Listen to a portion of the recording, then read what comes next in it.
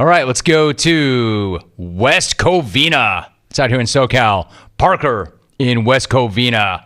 Parker, what's up? How are you? What's up, Romy? How you doing, Romy? Good, man. How you doing? What's up, Parker? I'm doing fine, man. You know what? It's been a long time, man. I've been hooked up to this program ever since they had your mug out there on Torrance and Western on that big old billboard. Remember that? Oh, dude, that's old school, remember dude. That? Yeah, I remember that. That's old school. That's old school, man. I mean, Manny and Oxnard used to call that mailman. Remember that, dude? I do. Yeah. Hey, check it out, Rome. I'm going to do this, man. You know what? I'm not going to say too much, but, I've been in and out of the system. I got a homie out there in CMC prison. He got out of CMC out there in San Luis Obispo. He's out now. But we're going to have a barbecue at my house. We're going to do some carne asada. We're going to drink some beer. We're going to have you on the big screen. And he has his homemade tattoo. He's going to tattoo my forearm, the city of Los Angeles, while we're listening to the show. He said it's going to take about 3 hours. I'm getting a prison tattoo, and that's how we're going to roll. We're not going to give out too much information because, we don't want no parole officers coming towards our way. But that's the way we roll. And you know what? I hope that Torrance steps up. Terence and Sierra Madre steps up and somehow wins this thing. He needs that. That's all I got, Romy. And you have a blessed day. Thank you. You too, Parker. You have a great day, man. Thank you very much. All right, so Parker said he had been in and out of the system. My man, I mean this respectfully. How long were you in the system? Terence has not called in a long time. He's dropping like Manny and Oxnard and Terence. But that said, Parker goes way back, way back. So look, he answered the question. I said, what are you doing on Friday? And Parker said, here's what I'm doing. I don't want to give up too much information, but I got a buddy of mine getting out of the system in San Luis Obispo, coming over to my house. We're going to have some beers. We're going to have the big screen up. We're going to barbecue. And did he say that he's going to give his guy or his guy's going to give him like some homemade tat? It's going to take 3 hours? Or are you going to listen to the show for 3 hours? Either way, Parker, good to have you back, man. Good to have you back. You check out that show on Friday. Appreciate you calling up. I'll tell you what. I'll give you a long shot. You can have Terence, but if you're looking for somebody to come out of nowhere and rip that thing from the likes of the BIC or the Cabonasian or that gimmicky little snitch or Rich Flores, my money's on Kerwin in Riverside. If not him, Jeff DiTolla. If not him, Adam in PB. CC in San Diego. Man, that predates even you, Alvy. None of you know Adam in PB. How about Elbert Kinnebrew, the CPA? Bill from Orange. Efrem, the legal guardian of the jungle. He was not a caller. Anyway, Hawk's trying to pull some deep pulls. You've got guys like Alvy and the flight deck. I'm dropping names. I'm name-checking people that they've never heard of. I'm talking about people. When I think about the very first callers on this show, Adam in PB, Cece was a lady clone in San Diego. I mean, these are people that haven't called the show literally in nearly 30 years, but called during the night show, called during the Scrub Saturday show, long before we went national. I mean, like literally people, I'm willing to bet right now, there's probably even nobody listening that knows Adam from PB. I haven't talked to Adam from PB in probably 30 years. There was a dude that came to one of our appearances recently, and he came up to me and he said, this was so awesome. He goes, dude, you have no idea who I am. You have no idea who I am. Martin. I'm like, dude, I'm not even kidding you. I've been looking for you for at least 20 years.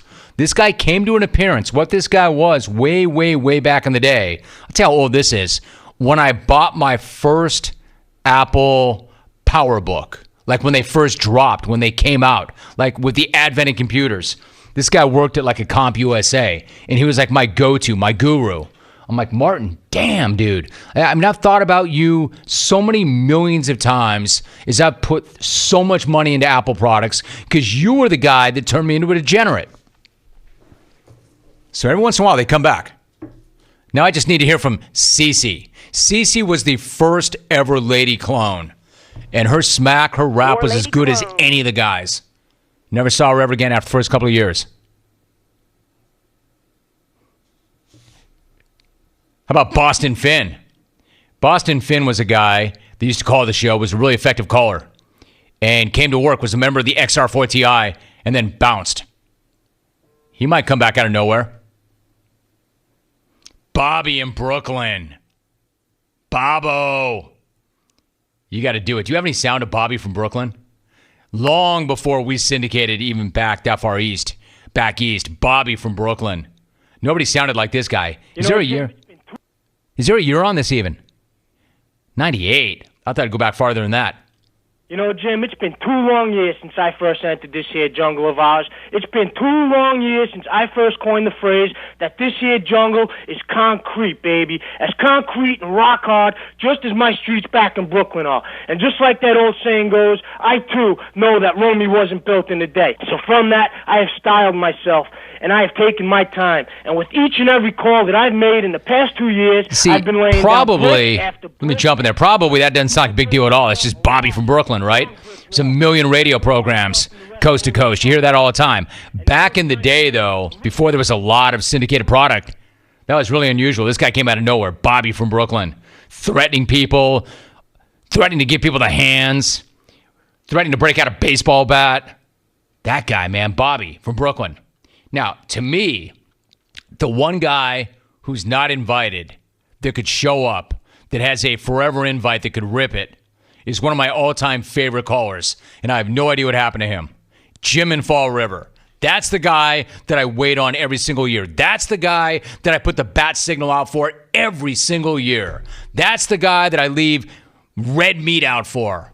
He never has come back. I don't even remember the last time he called. This is the guy we need. For the love of God, would you networks please curtail the amount of extreme close-ups on one Andrew Pettit? I watched the playoffs last year. It's like every time this guy started, the camera crew shot the game like it's some kind of David Lynch movie with the camera zoomed 4 inches from Pettit's nostrils. It's like 36 times in a 7-inning span you hear the announcer remark on the intense stare of Andy. Andy in his zone of concentration. Andy with the eyes of a competitor. No. Let me help the novice baseball fan that only tunes in for the playoffs, okay? Andy Pettit pitches with his mouth agape, and he has the eyes of a goat, okay? I give him credit. He's a mean lefty. He's got a wicked sinker. But just because he glares at Posada like he's trying to burn a hole through Jorge's eyebrows with his mind doesn't necessarily mean he's any more focused than the other 8 a-holes wearing pinstripes on the field. You wonder why I call out that guy every single year. Like, Jim in Fall River, where the hell have you gone? He'll always be invited. Oh, this is cute. Dear Rome. Yeah, that's great, Rome. That's great that your show is big in prison. Too bad I can't get it in L.A. Yeah, that's funny. That's good. Anyway. Ha. Yeah, that's good. That's great. Speaking of L.A., maybe you can't, but this guy can.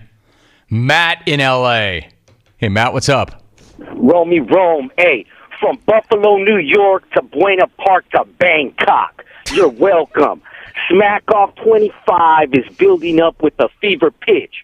And much respect to Parker, because, Romy, I can tell you firsthand, I got homies that you get them through their days in the California Penal Code religiously.